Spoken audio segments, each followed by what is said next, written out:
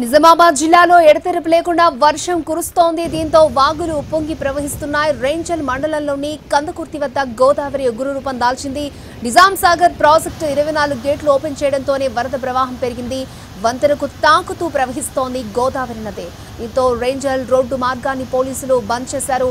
మహారాష్ట్రకు వెళ్లేవారు సాటాపూర్, ఫకీరాబాద్ మీదుగా వెళ్లాలని పోలీసులు సూచించారు.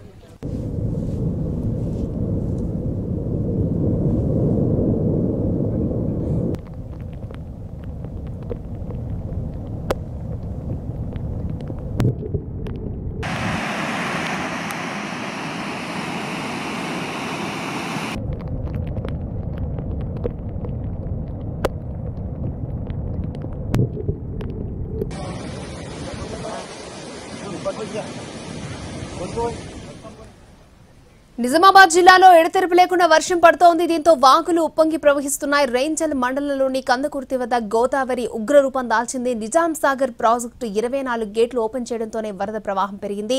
వంతెనను తాకుతూ ప్రవహిస్తోంది గోదావరి నది. దీంతో రేంజల్ రోడ్డు మార్గాన్ని పోలీసులు నిలిపివేశారట. మహారాష్ట్రకు వెళ్లేవారు సాటాపూర్, ఫకీరాబాద్ మీదుగా వెళ్లాలని పోలీసులు సూచించారు. పూర్తి డీటెయిల్స్ కామారెడ్డి నుంచి మా ప్రతినిధి బాలకుమార్ అందిస్తారు. మరిన్ని updates Balakumar. Thank you.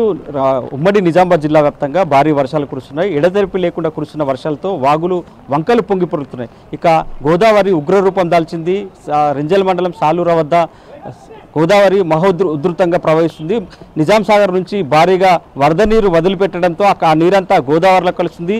Triveni సంగమం వద్ద గోదావరి వరద ఉధృతి క్రమక్రమంగా పెరగడంతో తెలంగాణ, మహారాష్ట్రకు 2 రాష్ట్రాల మధ్య రాకపోకలు నిలిచిపోయాయి. దీంతో రెంజల్ రోడ్డు మార్గాన్ని పూర్తిగా నిలిపేశారు పోలీసులు పహారా కాస్తున్నారు. ఎవరు కూడా అటువైపు వెళ్లకుండా జాగ్రత్తలు తీసుకుంటున్నారు. మహారాష్ట్రకు వెళ్లేవారు సాటాపూర్ మీదుగా ఫకీరాబాద్కు వెళ్లాలని సూచిస్తున్నారు. ఇక జిల్లా వ్యాప్తంగా కూడా నిన్న నుంచి నిన్న కామారెడ్డిలో ఎడతెరిపి లేని వర్షం కురిసింది, కుంభవృష్టి కురిసింది. ఇవాళ నిజామాబాద్ జిల్లా వ్యాప్తంగా కూడా అదే స్థాయిలో వర్షాలు కురుస్తున్నాయి. ఇక నిన్న వర్షానికి కొట్టుకొచ్చిన ఇప్పుడు ప్రస్తుతం మనం కామారెడ్డి జిఆర్ కాలనీలోనే నిన్న కుంభవృష్టితో భారీగా వరద పోటెత్తింది. ఈ కాలనీ మొత్తం కూడా జలమయమైంది. అనంతరం కాలనీ నుంచి పెద్ద ఎత్తున కార్లు కొట్టుకొచ్చాయి. దాదాపు 7-8 కార్లు వరద నీటిలో కొట్టుకొచ్చాయి. ఆ తర్వాత కట్టుకొచ్చిన కార్లన్నీ కూడా ఇక్కడే కాలువ వద్ద ఉన్నాయి. ప్రస్తుతం మన విజువల్స్లో చూస్తున్నాం. కార్లు నిన్న వరదల్లో కొట్టుకొచ్చిన కార్లు పూర్తిగా ధ్వంసమయ్యాయి, ఈ నామరూపాలు లేకుండా మారిపోయాయి. ఇక్కడే స్ట్రక్ అయిన పరిస్థితి అయితే మనం విజువల్స్లో చూస్తున్నాం. అదేవిధంగా చాలా కాలనీలు ఇప్పటికీ జలదిగ్బంధంలో చిక్కుకున్నాయి. కానీ వరద నీరు ప్రవాహం తగ్గినప్పటికీ బురద ఇళ్లలోకి చేరడంతో తీవ్ర ఆవేదన చెందుతున్నారు.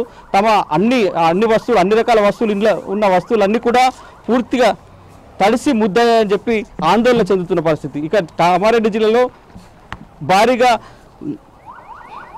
భారీ నష్టం వాటిల్లినట్టు కలెక్టర్ చెప్తున్నారు. ఇటు రోడ్ల వ్యవస్థ పూర్తిగా స్తంభించింది.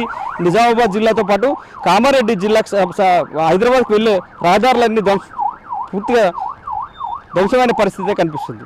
సో ఇది కామారెడ్డి జిల్లాకు సంబంధించి వరదల అప్డేట్. Cameraman vote studio.